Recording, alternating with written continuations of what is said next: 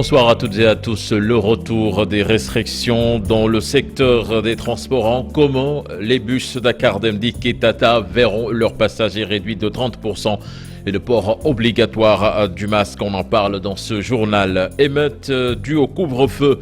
Les défenseurs des droits de l'homme condamnent et appellent à une mobilisation des relais communautaires pour lutter contre la propagation de la Covid-19. Et puis le Sénégal attend ses premières doses de vaccin contre la Covid-19 vers la fin du premier trimestre de l'année. Une annonce du ministre de la Santé qui faisait face à la presse. Voilà le sommaire de ce 20h. Tout de suite, des développements.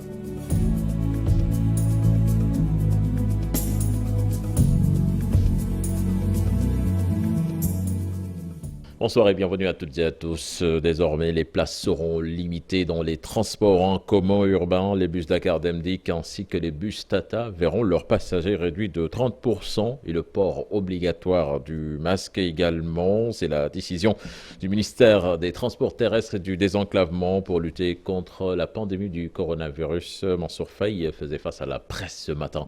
Je propose de l'écouter des propos recueillis par Dissa Prera.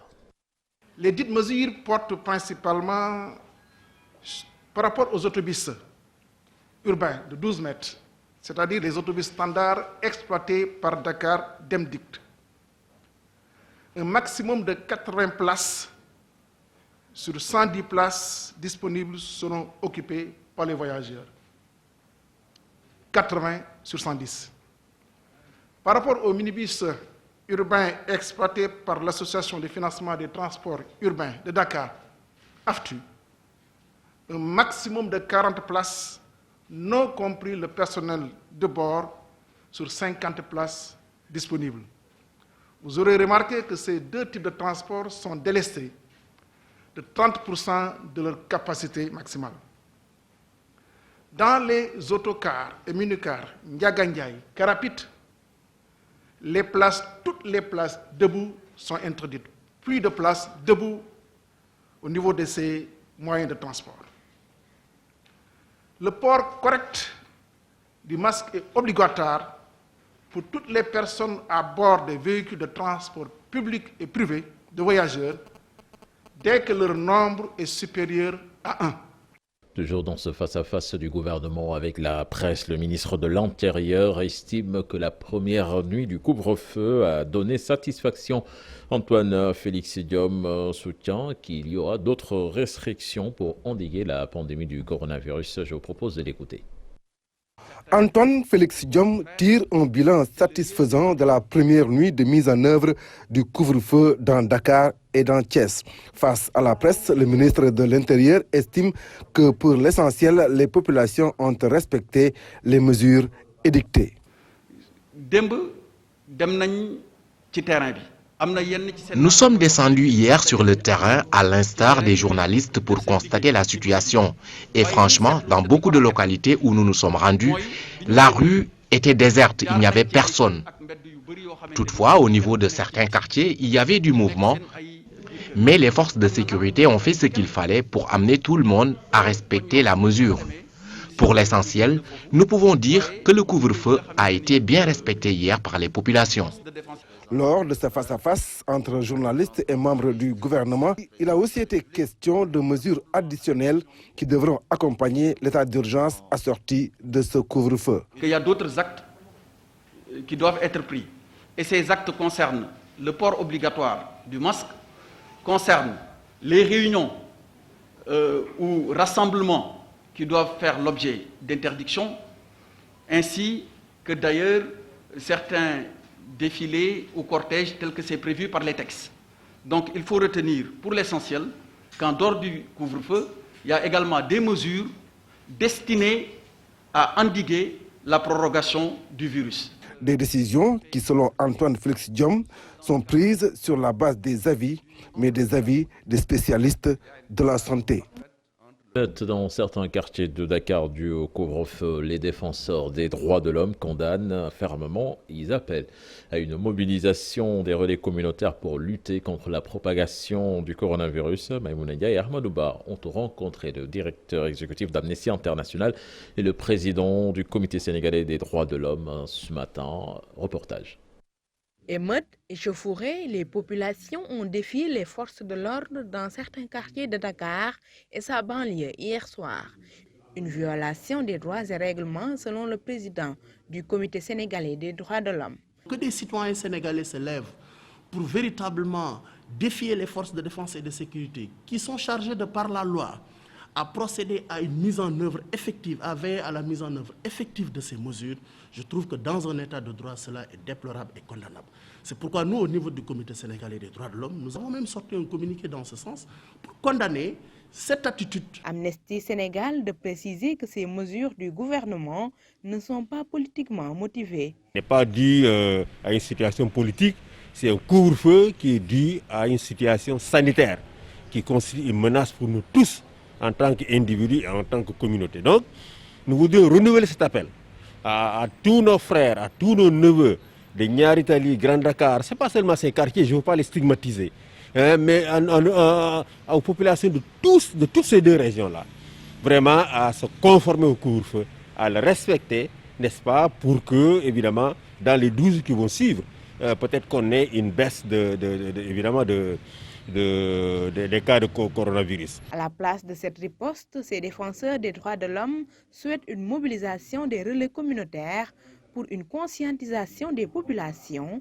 surtout de la jeunesse. La meilleure réaction n'est pas de faire appel à l'armée pour venir réprimer, mais c'est peut-être d'utiliser les ressorts qu'il y a dans les quartiers.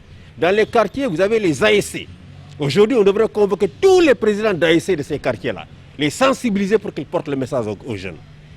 Un État ne doit pas toujours penser qu'il a une force militaire, il doit l'utiliser à tout moment. Nous lançons un appel, nous invitons l'ensemble des acteurs, au premier plan, ces populations, mais également les forces de défense et de sécurité, à ce que tout le monde respecte, que tous les acteurs respectent les lois et règlements en vigueur en la matière. Pour plus d'impact, nos interlocuteurs demandent à l'État de poursuivre ses efforts dans la lutte contre le virus Covid-19.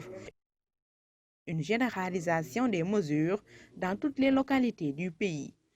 Manifestation toujours contre le couvre-feu. Madanissi déplore l'attitude de certains jeunes qui ont saccagé plusieurs bacs à ordures implantés à Dakar par l'UCG. Une attitude qui n'honore pas selon le secrétaire général des travailleurs du nettoiement que je vous propose d'écouter.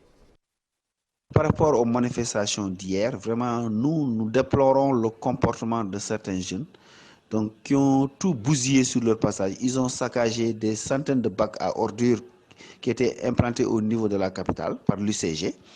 Et vous l'avez constaté le lendemain, au matin, il n'y avait personne pour nettoyer, il n'y avait que seulement les agents de l'UCG.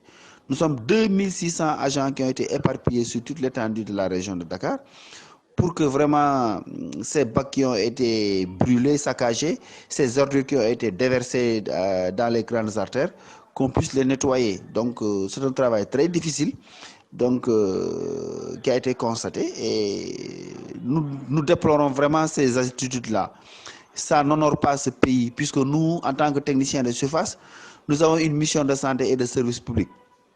Rien ne vaut la propreté. Ce n'est pas normal à chaque fois qu'il y ait des saccages que c'est nous qui payons les pots cassés, c'est des dégâts collatéraux à n'en plus finir.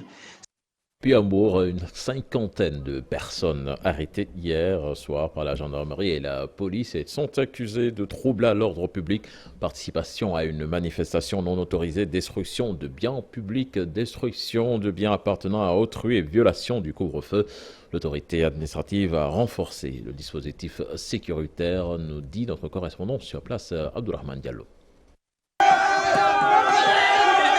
Des quartiers comme Tchossé, Onkad, 11 novembre et même des quartiers de la commune de Joal, des personnes sont descendues dans les rues pour brûler des pneus et barrer les routes. Elles disent non au couvre-feu. Ces personnes ont durant presque toute la nuit fait face aux forces de l'ordre. D'ailleurs, il y a eu plusieurs interpellations. La police et la gendarmerie ont mis la main sur une cinquantaine de personnes. Elles sont accusées de troubles à l'ordre public, participation à une manifestation non autorisée, destruction de biens publics, destruction de biens appartenant à autrui et violation du couvre-feu. Cette violation des mesures de l'état d'urgence par certains Borois a poussé les autorités administratives à prendre un certain dispositif sécuritaire. Une centaine de forces de l'ordre a été appelée en renfort. Ces policiers sont arrivés à Hambourg hier dans la soirée pour faire face aux récalcitrants. Abdelrahman Diallo, bientôt le Sénégal va recevoir ses premières doses de vaccin contre la Covid-19. C'est une annonce du ministre de la Santé face à la presse. Abdoulaye Diouf Sarr donc soutient que dès le premier trimestre de cette année, le Sénégal verra le vaccin présent sur le territoire national. Je vous propose de l'écouter. C'est que le Sénégal est dans une initiative qu'on appelle l'initiative COVAX, qui est une alliance de 170 pays qui ont décidé de se mettre ensemble pour engager la perspective de la vaccination. Et dans cette initiative, on en est presque à la phase finale. Et par rapport à cette initiative, normalement à la fin du premier trimestre de l'année 2021, nous devons effectivement recevoir les vaccins homologués dans l'initiative COVAX. Mais depuis la dernière réunion du CNGE, réunion d'ailleurs à l'occasion de laquelle le chef de l'État a pris ses mesures pour contenir le virus, une décision phare a été retenue, qui a occasionné une commande extrêmement importante du chef de l'État pour déposer très rapidement une stratégie par rapport à la vaccination. Pourquoi cette commande? Parce que le Sénégal s'est inscrit dans l'initiative COVAX, mais le chef de l'État dit c'est très bien, continuer effectivement cela, mais donner au Sénégal aussi une opportunité supplémentaire, j'allais dire même complémentaire, en nous permettant d'aller nous acquérir d'autres vaccins dans une initiative qui est une initiative nationale propre, complémentaire à celle de COVAX. Justement, le point Covid du jour, sur 1775 tests effectués, 220 sont revenus positifs, soit en taux de positivité de 12,39%. Les cas positifs sont répartis comme suit: 56 cas contacts suivis par des services du ministère de la Santé, aucun cas importé et 164 cas issus de la transmission communautaire. Retenez que 103 patients hospitalisés ont été contrôlés négatifs et déclarés et guéris. 35 cas graves suivis en réanimation et 5 décès ont été enregistrés donc hier et annoncés ce matin. Lancement de la pénurie d'anesthésistes dans la région de Kédougou. En effet, toutes les interventions chirurgicales sont référées à Tambacounda et à Kolda, distants de 508 km de Kédougou en fin de contrat. En effet, l'unique anesthésiste qui était en poste a plié bagages, paralysant du coup les services du bloc opératoire et des urgences obstétricales de la région de Kédougou. Explication dans cette correspondance signée Ibrahima Diabakhate. Les interventions chirurgicales ne sont plus effectives dans la région de Kédougou et pour cause, l'unique anesthésiste de la région a plié bagages, paralysant ainsi les services de chirurgie générale et les urgences obstétricales. La région de Kédougou, présentement, ne dispose pas d'anesthésiste et ça, c'est inadmissible. Toute une région qui ne dispose pas d'anesthésiste, donc les interventions chirurgicales, que ce soit la chirurgie générale, que ce soit la chirurgie gynécologique ou l'obstétrique, les urgences obstétricales, donc on n'a pas d'anesthésiste, on est obligé de référer à Tamba qui est à 225 km. Et qu'à Tamba même, à l'heure où je vous parle, il n'y a pas de gynécologue. Donc pour les urgences obstétricales, c'est tout un problème. Eux, ils seront obligés de référer à Kaolack ou nous référons jusqu'à Kaolack directement. Ça, c'est un problème récent. Depuis la fin de l'année 2020, on n'a pas d'anesthésiste. Et ça, c'est un problème vraiment. Donc nous sommes là, on n'a pas d'anesthésiste, le bloc n'est pas fonctionnel, les urgences sont référées. Ça doit être résolu le plus rapidement possible.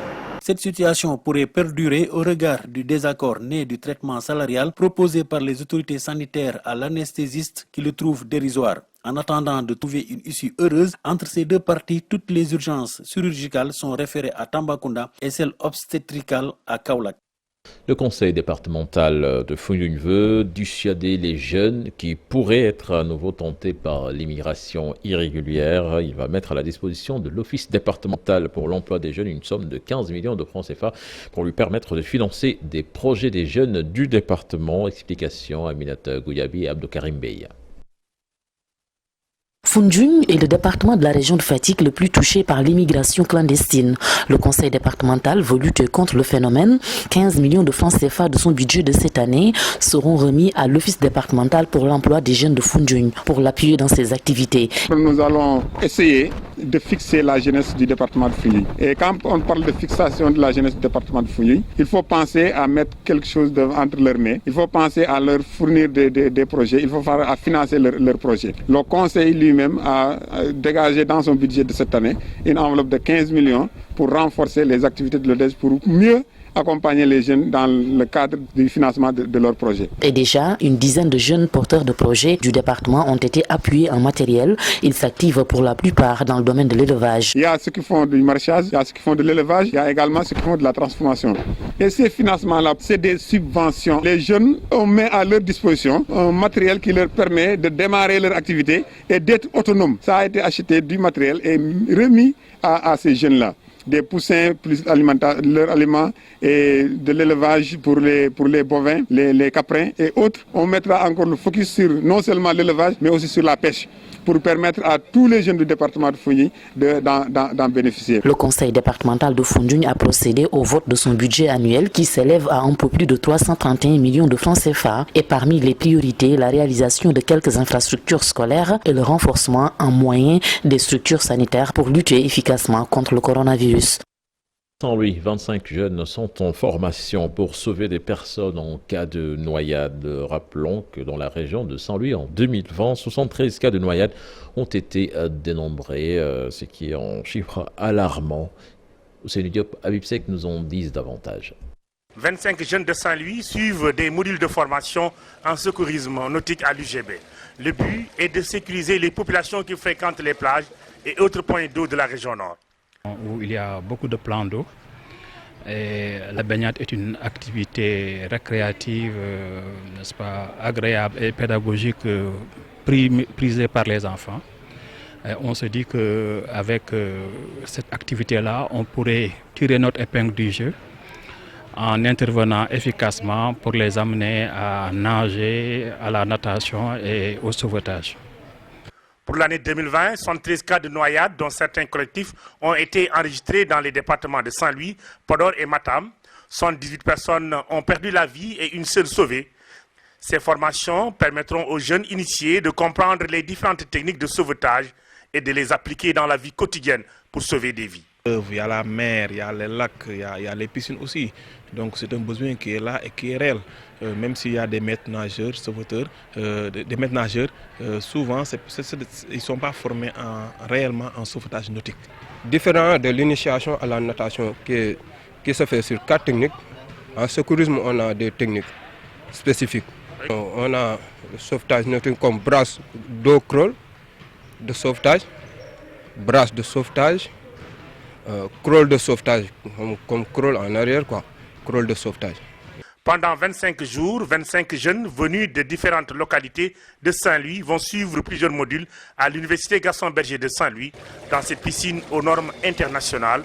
À la fin de la formation, ils auront comme tâche de veiller à la sécurité de la population. Après la sortie médiatique du collectif des habitants de Kounoune qui déplore l'attitude de la DESCOS avec la démolition de certaines maisons, la coopérative Solidarité Habitat Urbain apporte sa réponse avec un titre foncier en main. Il dit avoir acheté ces terres depuis 1999 en présence du notaire Moustapha Ndiaye et les propriétaires se disent déterminés donc à retrouver leurs terres pour démarrer leur projet. Seydou-Si, porte-parole, on parle au micro de Pape Faraning et Ahmadouba. Oui, nous sommes les propriétaires. C'est à cause de ça que nous sommes venus ici après la sortie des occupants à Rufisque-Kounoune de nos terres. C'est laquelle nous apportons des éclairages avec des papiers à main, des titres fonciers. C'est à cause nous avons des titres fonciers obtenus en 1999 avec l'ampliation des notaires. Surtout encore, nous avons dû l'État ne nous a vendu, ne nous a pas vendu, ne nous a pas donné. Nous avons acheté ces terres sur les mains des occupants de ces terres. On nous a vendu ces terres sur des papiers légaux avec des papiers titres fonciers. Voilà le numéro 312. Allez vérifier. Le numéro 24, 22, allez vérifier. Le numéro 24, 57, allez vérifier. On les a jugés. Depuis longtemps, on les a condamnés. Parce qu'ils venaient là-bas nuitamment pour morceler ces terrains. Comme Sénégal, c'est un état de droit, nous avons des documents sûrs et clairs. Parce que ça, c'est des titres fonciers. Voilà le jugement encore des documents. Donc, comme il y a des jugements, il y a le titre foncier. Le terrain nous appartient, nous, la coopérative Solidarité, habitants urbains. Donc, qu'est-ce qu'ils veulent? Ils n'ont qu'à nous montrer des papiers. Direction Centrafrica, présent comme tous les corps habillés. L'administration pénitentiaire est aussi présente à la République centrafricaine. Une présence discrète sous la bannière de la MINUSCA. Formation, encadrement et accompagnement des agents qui ont pour principale mission d'aider à la reconstruction d'une administration pénitentiaire aux normes standards internationales dans un pays pratiquement en guerre. C'est un sujet signé Dissa Prera. Sa présence est moins visible, mais l'administration pénitentiaire accomplit efficacement sa tâche au sein de cette mission. Donc, concernant les officiers pénitentiaires déployés à la MINUSCA, donc vous savez, il y a divers pays qui viennent ici, donc chacun vient avec son expertise, sa manière de faire. Donc, à l'arrivée de ces derniers, nous organisons l'harmonisation, nous organisons des formations pour l'harmonisation des différents compétences de ces officiers pénitentiaires, que ce soit en conformité avec le mandat de la section. Maintenant, notre rôle ici, en tant qu'expert pénitentiaire sénégalais, c'est de participer au renforcement des capacités professionnelles et techniques des pénitentiaires locaux de la Centrafrique. Formation, encadrement, accompagnement, beaucoup de travail dans un pays où les prisons échappent au contrôle des autorités ou ne sont pas du tout la priorité. Parce que depuis 2013, avec la crise, donc, toutes les prisons ont été dévastées. Donc, depuis l'arrivée de la MINUSCA, on est parvenu à réaliser 13 prisons à réhabiliter, qui sont maintenant fonctionnelles, 13 prisons. Donc, que l'administration pénitentiaire, à l'instar des autres forces de défense et de sécurité, je veux nommer par l'armée, la gendarmerie, les autres corps qui officient ici, que l'administration pénitentiaire aussi puisse jouer sa partition. Comment? Effectivement, en faisant juste une bonne gestion des établissements. Un travail de reconstruction d'une administration pénitentiaire à terre, c'est ce à quoi ces Sénégalais s'attellent tous les jours. Et au sein de notre équipe, nous sommes chargés de l'amélioration des conditions de détenus par la construction des infrastructures pénitentiaires et aussi par la réalisation des projets de réinsertion sociale. Par exemple, à l'incarcération, on va déterminer la date de libération, ainsi de suite. À l'admission, on va assister la partie nationale, les aider à voir comment orienter le détenu, c'est tel type de détenu, s'il est en instruction, si il est venu comme flagrant délit, ainsi de suite. Et faire à tout que la catégorisation des détenus là soit respectée dans les prisons. Ils ne sont que 13 agents de l'administration pénitentiaire sous la bannière de la MINUSCA à être déployés en République centrafricaine. Mais ici, c'est davantage la qualité du travail de ces agents que les Centrafricains saluent plus que le nombre. La page des sports à présent avec le démarrage des championnats nationaux de basketball impactés par le couvre-feu à Dakar et à Thiès. Les horaires des rencontres connaissent un léger changement selon le président de la commission des compétitions de la Fédération sénégalaise de basketball, Atoumane Gaye. Ce dernier annonce que le premier match à Dakar va débuter à 10h du matin. Je vous propose de l'écouter des propos recueillis par Cheikh Sadibou Diarra. Il y a un léger changement au niveau de la programmation de la circulaire numéro 1. Et donc, qui concerne le démarrage du championnat. Donc le championnat va démarrer le samedi 9 et dimanche 10. Effectivement, donc pour samedi, nous allons jouer. D'abord, dans la première programmation, on avait prévu de démarrer à 12h. Mais vu le couvre-feu, maintenant nous allons faire un petit réaménagement. Les matchs de samedi à Dakar, donc on aura 10h30. On va démarrer à 10h30, on va 12h30, 14h30, 16h30. Ça, c'est les matchs à Marius Ndiaye. Puis le samedi à Saint-Louis, on va jouer à 13h à Saint-Louis. À Mbour, on va jouer à 15h30. Et à Thiès, on va jouer à 15h. À Rufisque, on va jouer aussi à 15h. Et puis l'ancienne star du ballon rond, El Hadji Ousseynou Diouf, qui s'implique dans le football local. Il est nommé directeur sportif du Guédiawaye Football Club qui évolue en 2e division. El Hadji Diouf donc est attendu pour guider le club à retrouver l'élite et en faire un grand d'Afrique.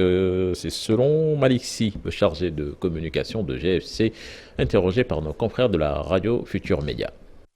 Nous avons négocié et obtenu de El Hadji Ousseynou Diouf qu'il accepte d'être le directeur sportif de Guédiawaye Football Club.